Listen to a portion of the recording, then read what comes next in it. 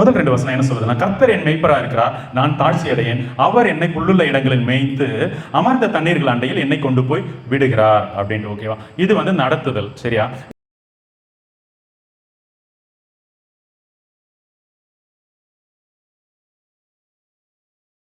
இப்போ நம்ம ஆவிக்குரிய அனுபவத்தை பார்க்க போகிறோம். ஃபர்ஸ்ட் என்ன, கர்த்தர் என் மேய்ப்பரா இருக்கார், நான் தாழ்ச்சி அடையணும் தாவீது சொல்றாரு இல்லையா?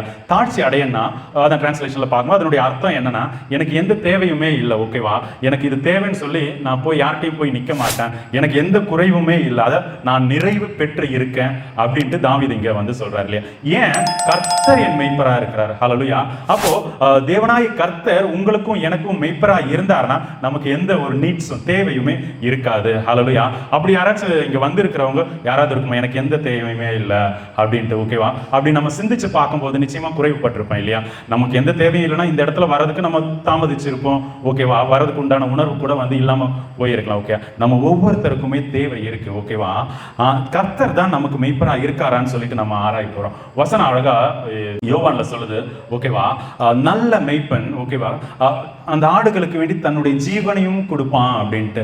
அவர் சொன்னவர் ஜீவனை கொடுத்து நம்மளை மீட்டுமே இருக்கார். ஹல்லேலூயா. அவர் தான் நமக்கு மெய்ப்பெண். ஓகேவா? மெய்ப்பனுடைய வேலை என்னன்னு பார்த்தா ஆடுகளை மேய்க்கிறது மட்டும் இல்லை, அதை பராமரிக்கிறது. ஓகே, அதை பாதுகாக்கிறது, அதை பண்படுத்துறது, அதனுடைய என்ன சொல்ற முடியெல்லாம் வந்து கரெக்டான மாசத்துல கொண்டு போய் இது பண்றது. ஓகே, அதனுடைய கால்கள் எல்லாம் வந்து கிருமி வந்துடாதான் இருக்கிறது. உங்களுக்கு தெரியும் இல்லையா? ஆடெல்லாம் பக்கத்துல வளர்த்துருப்பாங்க, மேபி உங்க ஃபேமிலியிலேயே வளர்த்துருப்பாங்க இல்லையா? அப்போ அதை பராமரிக்கிறதுங்கிறது மழையிலையும் வெயிலையும் அதுக்கேற்ற மாதிரி பாதுகாக்கணும் இல்லையா? நம்மளா யோசிச்சு பார்ப்போம், நம்மளை கர்த்தர் தான் வந்து மேய்க்கிறாரா? ஹல்லேலூயா. என்னடா இது ஒரு பெரிய சந்தேகத்தை எழுப்பிட்டேன்னு பார்க்காதீங்க.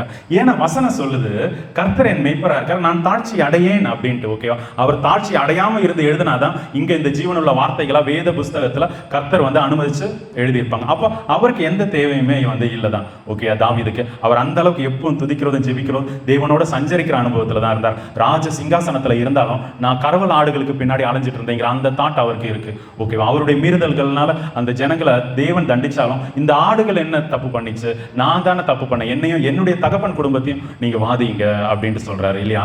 அப்போ தாவீதுக்கு கர்த்தர் தான் மெய்ப்பரா இருந்தார், அதுல எந்த மாற்று கருத்தும் இல்லை. உங்களுக்கும் எனக்கும் எப்படி? நமக்கு கர்த்தர் மெய்ப்பரா இருந்தார்னா முதல்ல நம்ம இருதயத்துல ஒரு சமாதானம் வரும். ஓகேவா? சமாதானம் வரும்னா அது வந்து நீங்காத சமாதானம், என்றென்றைக்கும் நம்மளை ஆளுகிற ஒரு சமாதானம். எதை குறிச்சுமே பயப்பட மாட்டோம். ஓகேவா? எதை குறிச்சுமே கவலைப்பட மாட்டோம். ஓகே, கவலைப்படாமனா இப்போ பொறுப்பு இல்லாமல் கவலை இல்லாமல் தெரியுறாங்களா ஒரு சில வாலிப பிள்ளைங்க, அந்த மாதிரி அவங்கள நான் அந்த கவலையற்ற இதை சொல்லலை. ஓகேவா? எதை குறிச்சுமே என்ன வந்தாலும், செங்கடலே வந்தாலும் கர்த்தர் என் கூட இருக்கார். ஓகேவா? அதை தாண்டி போகிற தேவ சித்தம்னா தேவன் என்ன கடக்க செய்வார். அந்த ஒரு விஷயம் நமக்குள்ள டிஃபால்ட்டா உருவாகி இருக்கும். அதுதான் சொல்றாரு, மரண இருள்னு பள்ளத்தாக்குல நடந்தாலும் பொல்லாப்புக்கு பயப்படைங்க, தேவரீர் என்னோடு கூட இருக்கிறீர் அப்படின்ட்டு. ஓகேவா? அப்போ கர்த்தர் நம்மளுடைய மேய்ப்பரா இருக்கணும். ஓகேவா? அதாவது அவர் வழி தப்பி போன காணாமல் போன இஸ்ரேல் ஆகிய அவங்களுக்கு தான் வேண்டிதான் பூமிக்கு வந்தேன்னு சொல்லிட்டு சொன்னார் இல்லையா? மத்திய 10வது அதிகாரத்துல சீஷர்களையும் அவங்க மத்தியில போய் வந்து சுவிசேஷத்தை அறிவிக்கும்படியா அனுப்பினார். ஓகேவா? அவ்வாறு அப்போஸ்தலர் 1வது அதிகாரத்துல இருந்து பார்க்கும்போது நீங்க உலகமெங்கும் போங்கன்னு சொல்றாரு. ஓகேவா? எருசலேமும் யூதாயாவும் சமாரியாவும் உலகத்தின் கடைசி பரியந்தமும் நீங்க புறப்பட்டு போய் சுவிசேஷத்தை சொல்லுங்க. ஏன் அவங்க வழி விலகினாங்க? ஓகேவா? அதாவது நல்ல மேய்ப்பர், அவங்களுக்கு தான் அவர் மேய்ப்பர் இஸ்ரேல் ஜனங்களுக்கு. ஆனா அந்த ஆடுகள் வழி விலகி போனனால இந்த கூட்டத்தில் அல்லாத வேறு ஆடுகளும் எனக்கு நிறைய உண்டுனால அந்த ஆடுகள் தான் நீங்களும் நானும். ஓகேவா? நம்ம எப்படி, அவர் வசனம் சொல்லுது, என்னுடைய ஆடுகள் என் சத்தத்துக்கு செவி கொடுக்கும். ஹல்லேலூயா. தேவனுடைய சத்தம் வந்து உங்களுக்கு கேட்குதா, புரியுதா? இன்னைக்கு என்ன பேசினார்னு உங்ககிட்ட வந்து கேட்டோம்னா நம்ம மேபி என்ன சொல்லுவான்னு வந்து உங்களுக்கு தான் தெரியும். உங்களுக்கும் தேவனுக்கும் உள்ள அந்த உறவு உங்களுக்கு தான் தெரியும் இல்லையா? நீங்க அந்த அளவுக்கு ஐக்கியமா இருந்த எலியா போல சஞ்சரிக்கிற அனுபவத்துல இருந்தீங்கன்னா இங்க இந்த விஷயம் வந்து பேச மாட்டார் இல்லையா? தேவன் உங்ககிட்ட உறவாட விரும்புறார். எப்படி கணவனுக்கு தெரியாம மனைவியும், மனைவிக்கு தெரியாம கணவனும் 2 பேரும் எப்படி அந்த உறவுல இருப்பாங்க, அவருடைய கண்ணசைவிலே மனைவி புரிஞ்சுப்பாங்க, பிள்ளைங்களுக்கு தெரியாது, மற்றவங்களுக்கு தெரியாது. அதுதான் அவங்களுடைய அந்த புரிதல், கணவன் மனைவிக்குள்ள புரிதல், அந்த அண்டர்ஸ்டாண்டிங். அப்படிதான் அப்படி இருக்கும்படியா தான் அவருடைய மனவாட்டியா தான் நம்ம அழைக்கப்பட்டிருக்கோம் இல்லையா? அவர் நமக்கு மெய்ப்பன். அவருடைய சத்தம் உங்களுக்கு கேட்குதா? ஓகே, நம்ம ஒருவேளை வியாதியிலையோ நம்மளுடைய இக்கட்னால தவிச்சிட்டு இருந்தோம்னா அது தகப்பன் சிக்ஷியாத புத்திரர் உண்டோ. ஓகேவா, மெய்ப்பன் வந்து ஆடுகளை அடிக்கக்கூடாது, ஆனால் அவர் அடித்தா வலிக்காது மெய்ப்பன். ஓகே, நம்ம வீட்டில் ஒருவேளை ஆடு மாடு ஏதாச்சும் பெட் அனிமல்ஸாக இருக்கட்டும் வளர்த்து இருந்தோம்னா நம்ம அதை அடித்தோம்னா வலிக்காது. ஓகே, அந்த மாதிரி தான் அடிப்போம். ஓகேவா, சத்தம் போடுவோம், ஏதோ பண்ணியிருப்போம். ஓகே, நான் வளர்த்ததில்லை, ஆனால் பார்த்துருக்கேன், ஒய்ஃபுடைய வீட்டில் பார்த்துருக்கேன், வேறு நிறைய இடத்துல போகிறனால பார்த்துருக்கேன். சரியா, அவங்க அடித்தா அது வலிக்காது. ஓகே, அப்போது கர்த்தர் சிக்ஷியாத புத்திர தகப்பன் சிக்ஷியாத புத்திரர் உண்டோ. அவர் தான் சிக்ஷிக்கிறார் உணர்ந்த யோபு சொல்லுவான், அவர் என்ன கொன்று போட்டாலும் நான் அவர்ல நம்பிக்கையா இருப்பேன். ஹல்லேலூயா. இங்கே அதுதான் வந்து தாவீதும் சொல்றாரு, மரண இருள் பள்ளத்தாக்குல நடந்தாலும் பொல்லாப்புக்கு பயப்படேன் அப்படின்னு. நீங்க ஒருவேளை சொல்லலாம், நான் இயேசு கிறிஸ்துவ தான் விசுவாசிக்கிறேன், வார வாரம் சபைக்கு போறேன், பைபிள் வாசிக்கிறேன், துதிக்கிறேன், ஜெபிக்கிறேன்னா சிம்பிள். உங்களுக்கு எந்த தேவையும் இல்லாம பிள்ளைங்களை குறிச்சோ எதை குறிச்சோ கவலை இல்லாம ஊழியமா கூட இருக்கட்டும், அதை பத்தி கவலை இல்லாத நிலைமையில நீங்க இருந்தீங்கன்னா நிச்சயமா உங்களுடைய மேய்ப்பர் கர்த்தராக இருக்க இயேசு கிறிஸ்து தான். அது இல்லாத வரைக்கும் ஏதோ ஒரு தடுமாற்றம் இருக்கு. மேபி அவருடைய அந்த மந்தைக்குள்ள இல்லாம சிதறி கூட போயிருக்கலாம். அதே தாவீது 119 சங்கீதம் கடைசி வசனத்துல சொல்வாரு, நான் காணாமல் போன ஆடு மாதிரி நான் தொலைஞ்சு போயிட்டேன், என்ன தேடுங்கன்னு சொல்றாரு. ஓகேவா, ஏன் அவர்கிட்ட சொல்றாருன்னா அவர் தான் மேய்ப்பன், அவரால் தான் கண்டுபிடிக்க முடியும். ஓகே, ஆடுகளுடைய சத்தம் அவருக்கு தெரியும், நம்ம சத்தத்தை அவர் அறிஞ்சிருக்கார், நாம அவர் சத்தத்துக்கு செவி கொடுக்கும்படியா நம்ம ஜெபிப்போம். 2வது வசனம் சொல்லுது, அவர் என்னை புல்லுள்ள இடங்களில் மேய்த்து அமர்ந்த தண்ணீர்கள் அண்டையில் என்னை கொண்டு போய் விடுகிறார். ஹல்லேலூயா. அதாவது புல்லுள்ள இடங்களில் மேய்த்து அமர்ந்த தண்ணீர்கள் அண்டையில் கொண்டு போய் விடுகிறார் அப்படின்னா, புல்லுள்ள இடங்களில் மேய்க்கிறது மீன்ஸ் போஜனம் வந்து கொடுக்குறாரு இல்லையா. அதாவது உங்களுக்கும் எனக்கும் அதாவது மாம்சத்தில் உள்ள போஜனத்தை பற்றி பேசல. ஓகேவா, அவர் என்ன புல்ல தின்ன தாவீது இல்லையா, ஆத்மாக்குரிய போஜனம். ஓகேவா, ஜீவ அப்பம் நானே என்று சொன்ன தேவன் என்னுடைய மாம்சத்தை புசித்து என்னுடைய இரத்தத்தை பானம் பண்ணுகிறவனுக்கு நித்திய ஜீவன் உண்டு சொன்னார் இல்லையா. ஹல்லேலூயா. அப்போ அதுதான் வந்து இங்க சொல்றாரு. ஓகேவா, என்ன அவர் என்னை புல்லுள்ள இடங்களில் மேய்த்து அப்படின்னு. புல்லுள்ள இடங்கள்னா இப்போ நமக்கு இந்த ஆத்மாக்கு வேண்டிய உணவு எங்க கிடைக்குது, சபைகளில் கிடைக்குது, ஆராதனையில் கிடைக்குது, பைபிள் வாசிக்கும் போது நமக்கு வந்து ஆவியானவர் வெளிப்படுத்துறாரு, இல்லைன்னா வந்து மீடியாக்கள் மூலியமா டிவியில் அந்த ஊழியர்கள் மூலியமா வந்து அதிகமாக கிடைக்குது இல்லையா.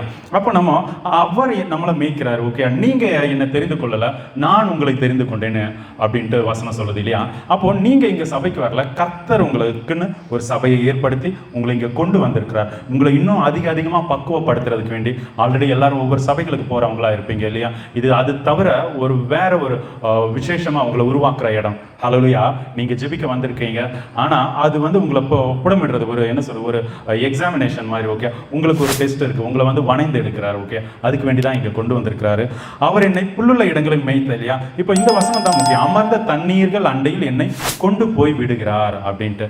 அப்போ புல்லுள்ள இடங்களில் மேய்த்துன்னா அவர் வந்து கொடுக்கிறார், நம்ம சாப்பிட்றோம். ஓகே, அவைக்குரிய வந்து மன்னவா இருக்கிறார். இந்த அவருடைய வார்த்தைகளை நம்ம வந்து உட்கொள்ளும்படியா உட்கொண்டு அதன்படி நடக்கிறதுக்கு கற்றுக் கொடுக்கிறார்.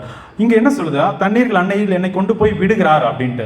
அப்போ வந்து அவர் வந்து விட்டுருவாரா. மனுஷங்களை நம்ம லைஃப் அனுபவத்தில் பார்த்துருப்போம், நடுவில் விட்டு போனது. ஓகேவா, மனைவி விட்ட கணவனும் இருக்காங்க, கணவன் விட்ட மனைவியும் இருக்காங்க, பிள்ளைகளை விட்ட பெற்றோர் இருக்காங்க, பெற்றோரை விட்டுட்டு போன பிள்ளைகள் அப்படி இருக்காங்க இல்லையா. ஆனா இங்க என்ன சொல்லியிருக்கு, கர்த்தர் இது அப்படித்தானே இருக்குது, என்னை கொண்டு போய் விடுகிறார் அப்படின்ட்டு. அவர் வந்து கொடுத்தாருன்னு இல்லை, ஆனா புல்லுள்ள இடங்களில் மேய்த்து அப்படின்ட்டு சொல்லியிருக்கு இல்லையா. அப்ப ஏன் கொண்டு போய் விடுறாருன்னா அங்கதான் விஷயம் இருக்கு. இந்த தண்ணீருங்கிறது பரிசுத்த ஆவியானவரை குறிக்குது. ஹல்லேலூயா. நம்ம எடுத்துக்கலாம், யோவான் எழுதின 1வது நிருபம் ஆல்ரெடி போன தடவை வந்தப்போ சொல்லியிருப்பேன், 22வது அதிகாரம் 27வது வசனம். நீங்கள் அவராலே பெற்ற அபிஷேகம் உங்களில் நிலைத்திருக்கிறது, ஒருவரும் உங்களுக்கு போதிக்க வேண்டுவதில்லை, அந்த அபிஷேகம் சகலத்தையும் குறித்து உங்களுக்கு போதிக்கிறது, அது சத்தியமா இருக்கிறது, பொய்யல்ல, அது உங்களுக்கு போதித்தபடியே அவரில் நிலைத்திருப்பீர்களாக. ஹல்லேலூயா. அதைத்தான் இங்க வந்து தாவீது சொல்றாரு, அமர்ந்த தண்ணீர்கள் அண்டையில் என்னை கொண்டு போய் விடுகிறீர் அப்படின்ட்டு. இயேசு கிறிஸ்து சொல்றாரு, நான் உங்களை திக்கற்றவர்களாக விடேன் அப்படின்ட்டு. ஓகேவா, நான் போயிட்டு வேறொரு தேட்டர் வாழலாம் அனுப்புவேன் அப்படின்ட்டு. இங்க அமர்ந்த தண்ணீர்கள் அண்டையில் கொண்டு போய் விடுவேன்னா அதான் அந்த பரிசுத்த ஆவியானவருடைய அபிஷேகம் வரைக்கும் சபை உங்களை லீட் பண்ணும். ஓகேவா, அதுக்கப்புறம் வந்து அந்த ஆவியானவர் சொல்றது காதுள்ளவர்களாக இருந்து கேட்கும் போது, அவருக்கு கீழ்ப்படியும் போது நம்ம தேவ சித்தத்தின்படி வந்து நம்ம பரலோக ராஜ்யத்துல பிரவேசிக்க முடியும். ஓகேவா, இனியொருத்தரை பார்த்து, இனியொரு ஊழியக்காரங்களை பார்த்து, பக்கத்துல இருக்க இனியொரு தேவ ஜனங்களை பார்த்து நம்ம அப்படி இருக்க முடியாது. ஓகே, ஒவ்வொருத்தருக்கும் இண்டிவிஜுவலா தனித்தனியா பேரா அவர் பேர் சொல்லி அழைச்சிருக்காரு இல்லையா. ஒவ்வொருத்தருக்கும் தனித்தனி சித்தம் உண்டு. ஓகே, மோசேயோடு கூட இருந்தது போல யோசுவாவோடு இருந்தாலும், மோசேயும் யோசுவாவும் 2 பேருடைய மினிஸ்ட்ரியே வேற, ஊழியமே வேற. மோசே மாதிரி யோசுவா கிடையாது, டோட்டலி வேற. ஏன்னா ஜனங்கள் தப்பு பண்ணா மோசே என்ன பண்ணுவார், தேவ சமூகத்துல போய் இருப்பார், ஐயோ விட்டுருங்க, என்னுடைய பேரை ஜீவ புஸ்தகத்துல கிறுக்கி போட்டுருங்க, இவங்களை விட்டுருங்க அப்படின்ட்டு சொல்லுவார் மோசே. யோசுவா அப்படி இல்லை, கர்த்தர் சொன்னா அது அப்படியே வந்து செய்வார். ஓகேவா, கர்த்தருக்கு விரோதமா ஏன்னா சாபத்தீடான ஒரு விஷயம்.